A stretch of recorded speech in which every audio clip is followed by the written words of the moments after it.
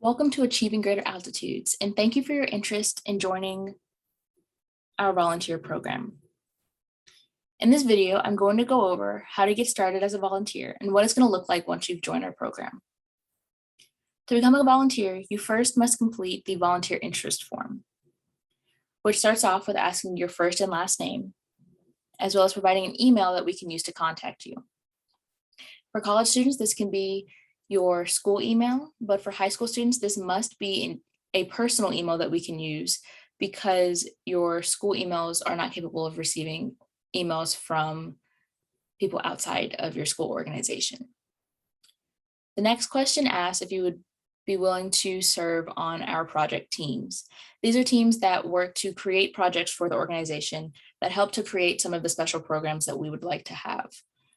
This includes our student success team, which is putting together our Student Success Center, which provides resources for the organization and its members, as well as teams that help with maintaining our social media presence and our website.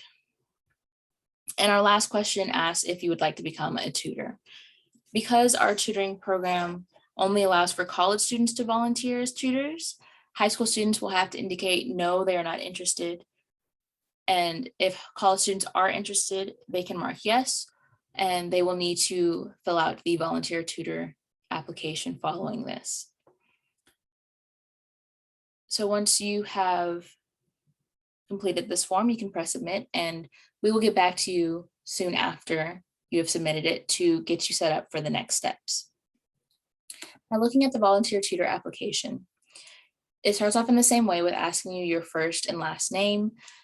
But next, because this is for college student volunteers, it asks you for your school and your school email, as well as your graduation year and major, so that we can verify your status as a student at this university or college.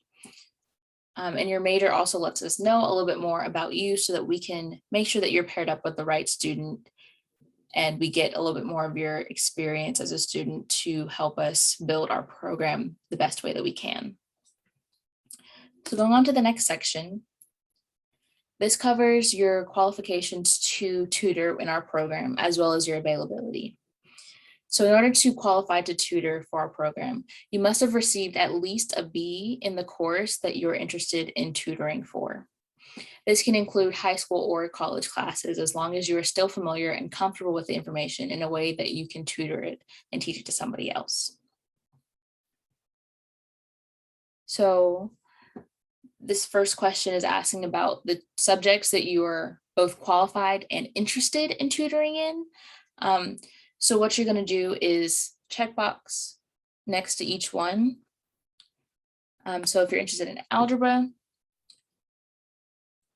chemistry, and history, you'll mark those. And here you're going to detail the grades that you received in these courses. Like I said, these can be from high school or college, as long as you're still comfortable with the information. So for college students that are in their junior or senior year, this may not be the time for you to use high school classes if you are no longer interested or comfortable with the information that you learned then. I would rather you focus on what you've learned in college. But for freshmen and sophomores, if the information is still fresh in your mind and you are comfortable with that information, you can use those courses from high school to fill out this section. So, for example, with algebra, say I got a B in this course, or I can write the percentage that I got and say that was an 89%. I would write it as this way. And then for chemistry, I got an A or a 94%. And then for history, because there are several history courses, I can choose the one that I most recently took and put the grade that I received in that. And I also received an A in history. And that, for example, was a 96%. And that's how you would fill out that section. Now, our last part of this form is asking what days and time you're available. So we are functioning Monday through Friday from 2 until 6:30. So what you would do is fill out and check during each time that you are available. All tutoring sessions are 30 minutes long, once a week on the same day and at the same time. So for this reason, only mark days that you would be able to do regularly. So if I have a class from 2 o'clock to 3:15, I would not want to fill in a time there. But if I'm able to take a class late, or I'm not taking class later on, I can fill in that I'm available, say at 4 o'clock. And I don't have any classes the rest of the day, so I could do 4:30 or 5 as well. But say on Tuesday, I have classes all day long, or they're so sporadic that I cannot get 30 minutes in between where I can do the tutoring session. In that case, I would scroll to the side and click not available. And I would do the same for the rest of the week. And if some days are different than others, you can just add extra availability or take some away. And then you would press submit. For both the volunteer interest form and the volunteer tutor application, be sure to include an email address that you can check regularly, because after submitting these forms, you will be emailed with instructions for the next steps. This email will include how to join our AirSend channel, which we use to communicate with volunteers. It will also contain our volunteer handbook and our volunteer agreement. The volunteer handbook goes over all of our policies for volunteers to ensure that you are successful in helping us and that there is no confusion, as well as you knowing how to reach out if you have questions. In addition, after reading the volunteer handbook, you must sign and send back the volunteer agreement, which indicates that you've read over the policies and you are willing to agree to them and practice by them.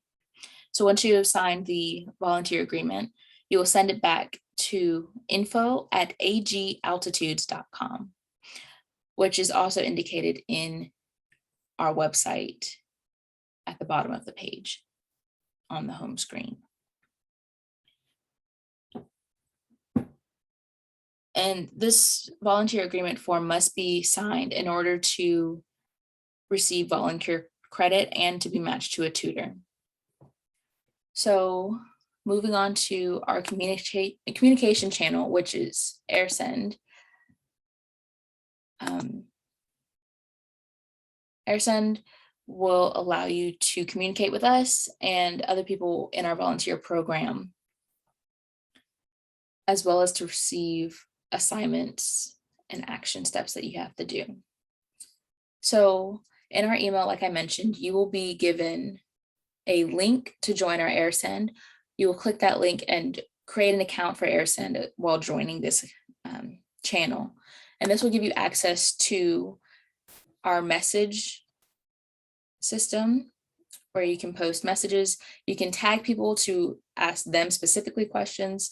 And all of our board of directors will be in here so you can reach specific people for your specific questions.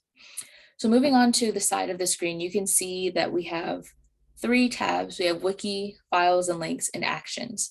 Looking at our Wiki, there's a brief message to address the volunteers, and then it also provides our tasks that we need you to complete most urgently. So you can read the instructions for these tasks. There's links provided, and we also provide the login hours form. And if you need support from AirSend, you have access to that at the bottom as well. Moving on to Files and Links. This is where we will have any media, files, and links that we need you to have access to as volunteers. Right now, it has the Volunteers Needed flyer that you can use to share with friends, family, and peers so that they can join Achieving Greater Altitudes as volunteers as well.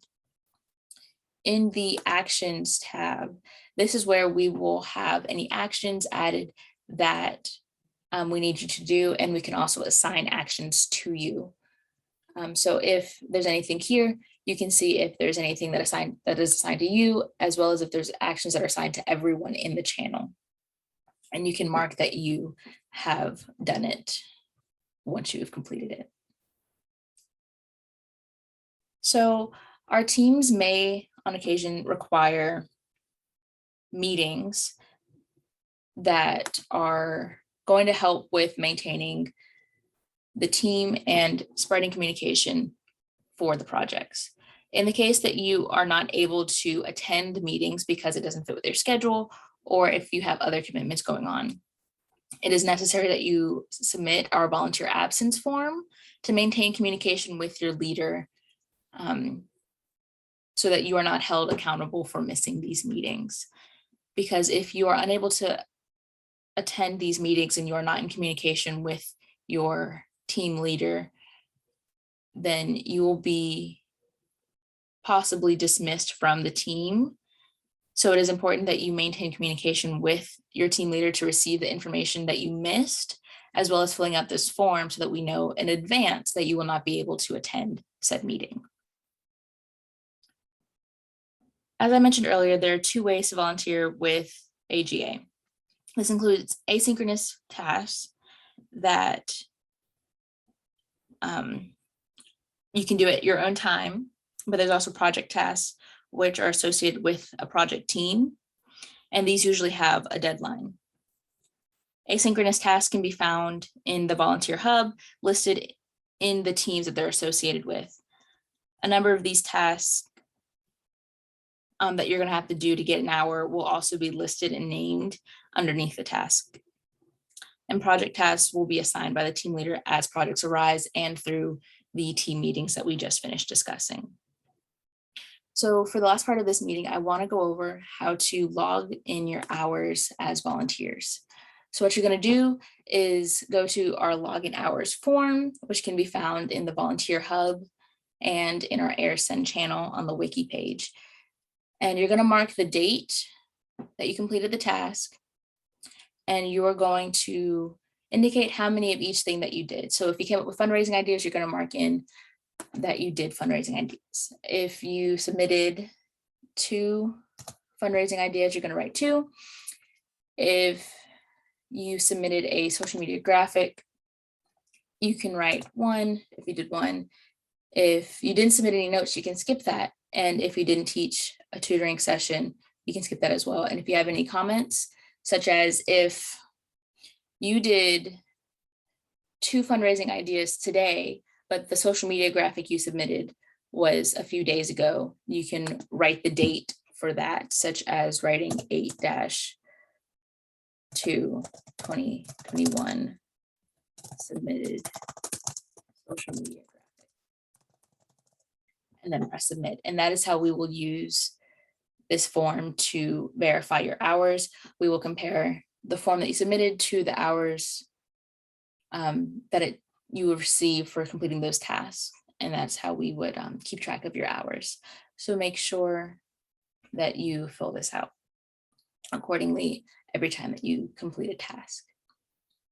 Once again, thank you for your interest in being a volunteer with Achieving Greater Altitudes, and we look forward to serving with you.